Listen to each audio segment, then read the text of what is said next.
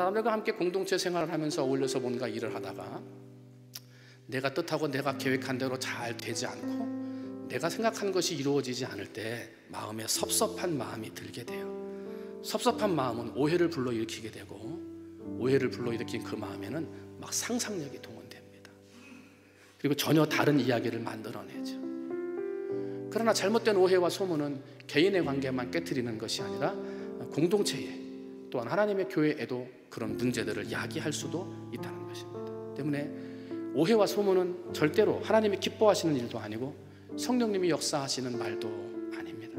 도리어 우는 사자와 같이 달려드는 마귀에게 좋은 먹잇감만 제공할 뿐입니다. 오늘 이 본문의 말씀을 통해서 오늘 우리에게 주시는 두 가지의 교훈의 말씀을 여러분과 함께 잠깐 살펴보려고 합니다. 첫 번째는 교회가 외부의 대적과 싸우지 않으면 내부의 문제들로 싸울 수밖에 없다 하는 교훈을 받습니다. 여러분, 지금 이스라엘 백성들이요, 출애굽을 해서 광야길을 걸어오는 동안 외적들의 침입을 계속 받습니다. 계속 그들과 싸우면서 가나안 앞에까지 왔습니다. 그리고 이제 외부의 적인 가나안과 싸우는 7년 동안 건너가지 않아도 되는 두개 지파 반 지파까지 건너가서 한 마음으로 전쟁을 했습니다. 그런데 전쟁에서 승리하고 이제 외부의 적이 없어져 사라지는 순간 그만 그 짧은 시간 안에 내부의 문제들로 다툼과 대립이 생기게 되었다는 것입니다. 마찬가지입니다.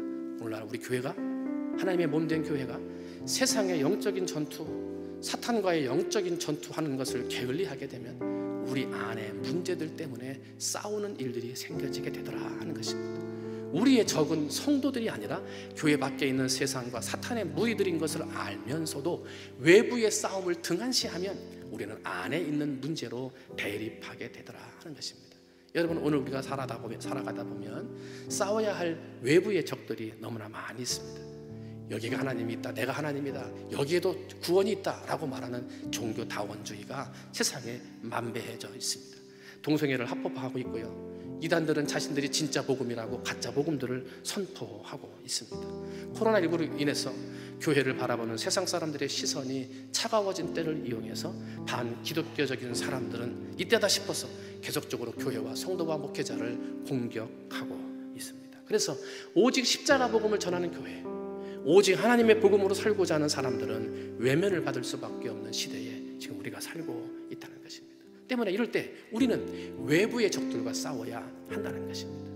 이 모든 것들을 뒤에서 조정하는 이 세상의 모든 어둠의 영과 세상을 주관하려고 하는 사탄과 우리는 싸움을 해야 한다는 것입니다. 그런데 우리가 이러한 사탄과 영적인 전쟁을 분별하지 못하고 집중하지 못하면 교회 안에 있는 내부의 문제들로 싸움이 일어날 수도 있다는 것입니다.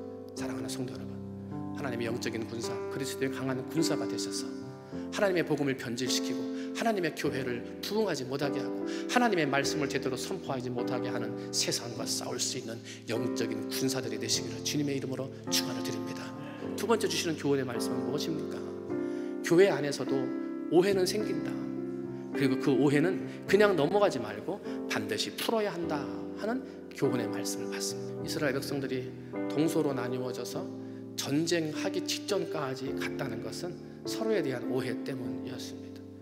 우상을 숭배할 생각이 없이 하나님께 대한 은혜의 증거의 돌로 단을 쌓는 것인데 그의 속마음을 잘 알지 못했던 서편 사람들은 하나님을 외에 다른 신을 섬기려 한다는 오해를 불러일으켜 그들은 큰 어려움을 겪게 되었던 것입니다. 이때 보냄을 받았던 비느하스를 통해 그들은 오해가 풀려지게 되었고 오해는 사라지고 진실이 남는 사람들이 되어졌더라 하는 것이죠. 제가 수학 공식, 너무나 쉬운 공식인데요, 두 가지를 좀 가르쳐 드리려고 그래요. 첫 번째는 5 빼기 3은 뭡니까?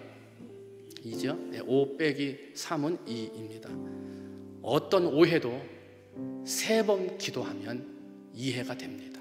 여러분 혹시 하다 보면 왜 오해가 없고 왜 갈라진 틈이 없겠어요? 그러나 여러분, 그런 오해나 갈라진 틈이 보일 때 여러분 기도하셔서 이해할 수 있는 성도들이 되시기를 주님의 이름으로 축원을 드립니다. 두 번째 공식이에요. 또 뭐가 있냐면 2 더하기 2는 4죠. 잘 아십니다.